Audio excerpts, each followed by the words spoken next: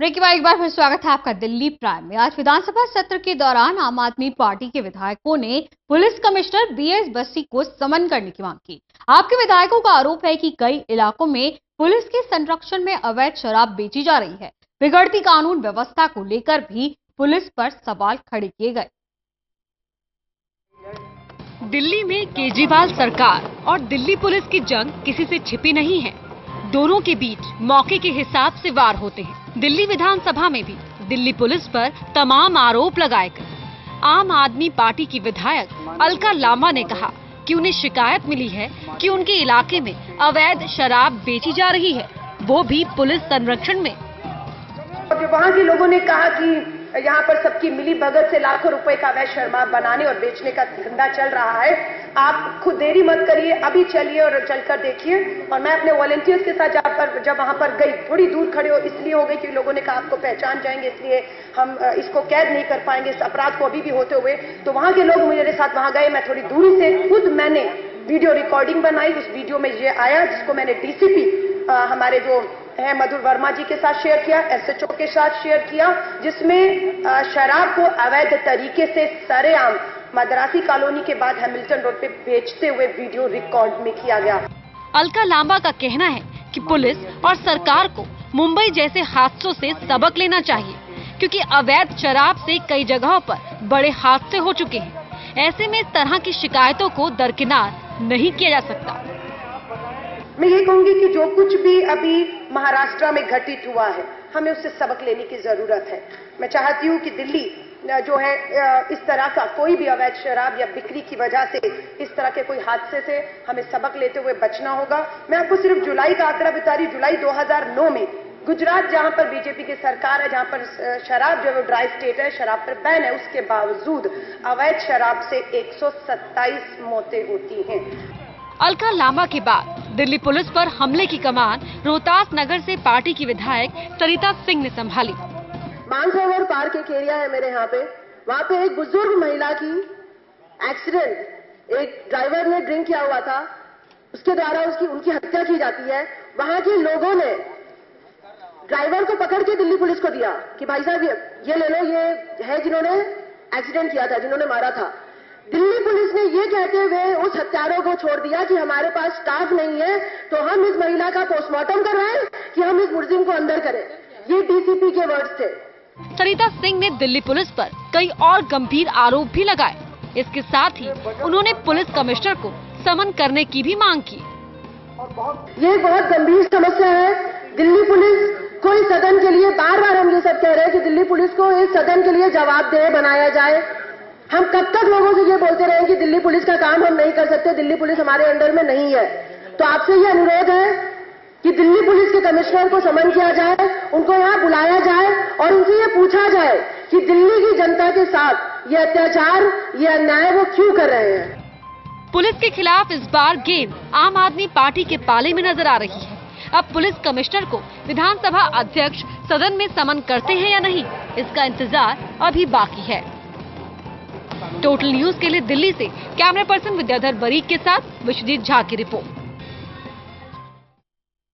और इधर deputy CM Manish Sisodia ने सदन में बीजेपी पर हमला किया। सिसोदिया ने कहा कि बीजेपी बिना विजन के एमसीडी चला रही है। बीजेपी एमसीडी से इस्तीफा दे और हम एमसीडी की हालत सुधार देंगे। जो लोग नगर निगम चला रहे हैं, अगर उनसे नगर निगम नहीं चलता तो इस्तीफा दे दें। हम दिल्ली सरकार के माध्यम से नगर निगम को चला के भी दिखा देंगे, घाटे से उबार के भी दिखा देंगे, उसके लोन पूरा करके भी दिखा देंगे और एक एक सरकारी कर्मचारी की तनख्वाह देके भी दिखा देंगे। अध्यक्ष महोदय, हमको विजन आता है, हमको नगर निगम चलाना आता है, हम नगर निगम भी चला के दिखा देंगे। हम दिल्ली सरकार चला रहे हैं, हम वहां का कर्ज भी माफ करवा देंगे, हम वहां के कर्मचारियों की तनख्वाह भी दिला देंगे। एक बार वहां बैठी हुई सत्तारूढ़ पार्टी जरा दिल दिखा के कहे कि हमसे चलाना नहीं आता है, हमारे पास नगर निगम का कोई विजन नहीं है। उनके पास अगर कोई विजन नहीं है तो ये बात वो खुल के कहें। और इधर दिल्ली में बिजली के दामों में बढ़ोतरी को लेकर आज दिल्ली बीजेपी ने प्रदर्शन किया। दिल्ली विधानसभा का बजट सत्र भी आज से शुरू हुआ और बीजेपी ने विधानसभा के बाहर ही धरना दिया। DERC ने 6% बिजली के दामों में बढ़ोतरी की मंजूरी क्या दी, दिल्ली की जनता को जोर का झटका धीरे से लगा। बीजेपी को बैठे बिठाए मुद्दा मिल गया, या मानो दिल्ली में राजनीति में अपनी जमीन बचाने के लिए जद्दोजहद में लगी बीजेपी में जान आ गई और भारी गर्मी में केजरीवाल के खिलाफ नारेबाजी करने दिल्ली बीजेपी के तमाम नेता धरने में शामिल हुए। बीजेपी सांसद और दिल्ली बीजेपी के महामंत्री रमेश बिदुड़ी की अगुवाई में बीजेपी ने विधानसभा का घेराव करना चाहा, लेकिन पुलिस के भारी बंदोबस्त के कारण बीजेपी कार्यकर्ता बेबस नजर आए। पुलिस ने बीजेपी कार्यकर्ताओं को रोकने के लिए वाटर कैनन का भी इस्तेमाल किया। बीजेपी का आरोप है कि केजरीवाल ने चुनावों से पहले जनता से वादा किया था कि बिजली के दाम आधे करेंगे, लेकिन सरकार ने बिजली कंपनियों के साथ मिलकर दाम बढ़ा दिए, जिसका बीजेपी विरोध करती है। बीजेपी का कहना है कि सरकार जब तक बिजली के बढ़े दामों को वापस नहीं लेती, तब तक बीजेपी इसी तरह सरकार के खिलाफ धरना प्रदर्शन करेगी। बिजली है, पानी है, जो फोर्थ पे कमीशन की रिपोर्ट है उसको लागू करे, टेबल करे विधानसभा के अंदर। एमसीडी का पैसा दें, जो लोगों को पेंशन मिल जाए उसको दें। 21 संसदीय सचिव को आप पैसा दे रहे हो, आप एड के नाम पर करोड़ों की पैसे को उड़ा रहे हैं अपने महिमा मंडित में। उस पैसे को डेवलपमेंट में एक चीज हो तो बताएं।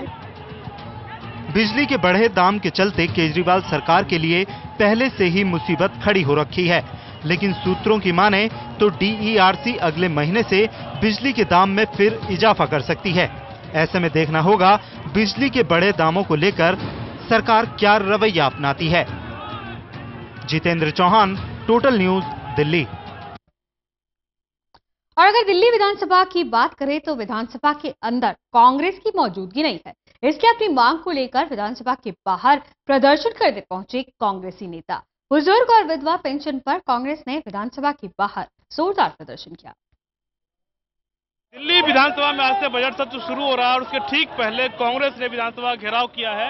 गेट के ठीक बाहर कांग्रेसी कार्यकर्ता, यूथ कांग्रेसी कार्यकर्ता पहुंचे हैं और खास तौर से मांग है कि जो बुजुर्गों का पेंशन रुका हुआ है वो पेंशन तुरंत शुरू किया जाना चाहिए। आरोप है कि काफी तादाद में पेंशन सरकार बनने के बाद से रुके पड़े हैं, वो पेंशन नहीं दिए जा रहे हैं। दिल्ली के अंदर जब से केजरीवाल जी का शासन आया है, दिल्ली के अंदर जो 4 लाख लोगों को कांग्रेस के शासन में पेंशन मिलती थी, चाहे बुजुर्ग थी, चाहे महिला थी, चाहे विधवाएं थी, वो पिछले 12 महीने से पेंशन बंद हो चुकी है। आज हमारी यही मांग है कि बजट का सेशन है, इस बजट के अंदर दिल्ली की जो पेंशन के विकलांग और जो सीनियर सिटीजन और तमाम ऐसे लोग हैं, उन लोगों का पेंशन का इंतजाम किया जाए, ना कि केजरीवाल जो टीवी चैनलों पर और अखबारों में जो ये अपना खुद का प्रचार कर रहे हैं उस पैसे को बंद करें और उसका जो दुष्प्रचार हो रहा है और उस पैसे का जो बर्बादी हो रही है, उस बर्बादी को इन गरीब महिलाओं को उनकी पेंशन दी जाए। कब से पेंशन नहीं मिली, नहीं हमारी से पेंशन नहीं मिली, हमें घर नहीं चलता, हमारे घर कमाने वाला कोई नहीं है। कब से नहीं आया? 7-8 महीना हो गया, पैसा नहीं आ रहा। हाँ जी, नहीं आ रहा। जो केजरीवाल जी अपने एड के ऊपर पैसे खर्च कर रहे हैं, फ्रंट पेज पे अपना एड देते हैं कि मैं दिल्ली का विकास कर रहा हूँ, लाखों करोड़ों रुपए के एड दे रहे हैं। जो जरूरत एड की नहीं है, इन बुजुर्ग महिला विधवाओं को जरूरत है पैसे की, उस पैसे की। केजरीवाल जी को उसकी जरूरत नहीं है एड की। खासतौर से सबका कहना यही है कि जो विज्ञापन पर खर्च किया जा रहा है उससे कहीं ज्यादा जरूरी है बुजुर्गों को, विधवाओं को, विकलांगों को पेंशन दिया जाना, जो कि नहीं दिया जा रहा। इसी की मांग को लेकर यूथ कांग्रेस के कार्यकर्ता यहाँ प्रोटेस्ट कर रहे हैं और कह रहे हैं कि ये मांग बजट सत्र में सबसे पहले सरकार को माननी चाहिए। दिल्ली से कैमरा पर्सन विद्याधर बारिक के साथ में विश्वजीत झा, टोटल न्यूज के लिए। तो दिल्ली विधानसभा के अंदर और बाहर दोनों ही जगह जोरदार हंगामा हुआ। बजट सत्र की शुरुआत हो चुकी है, लेकिन इस बजट सत्र में लोकपाल बिल पेश नहीं किया जाएगा। कहा यह भी जा रहा है कि लोक बिल की खामियों को दूर किया जा रहा है, इसलिए इस सत्र में इसे नहीं लाया जाएगा। मजबूत लोकपाल के मुद्दे पर ही पार्टी बनी और इसी लोकपाल ने पार्टी को सरकार की शक्ल दी। दिल्ली में आम आदमी पार्टी की सरकार बने 4 महीने बीत चुके हैं। सरकार अपना पहला बजट पेश करने जा रही है। बजट सत्र की शुरुआत हो चुकी है। इस सत्र में केजरीवाल सरकार 5 विधेयक पेश करेगी, लेकिन उनमें लोकपाल बिल को जगह नहीं दी गई है। यानी इस बजट सत्र में लोकपाल बिल पेश नहीं किया जाएगा। आम आदमी पार्टी ने दिल्ली चुनाव में अपनी जीत की जो मीनार खड़ी की, उसकी बुनियाद लोकपाल की जमीन पर रखी गई। चुनाव से पहले तक हर चर्चा में लोकपाल का मुद्दा पार्टी के लिए सबसे ज्यादा अहमियत वाला था।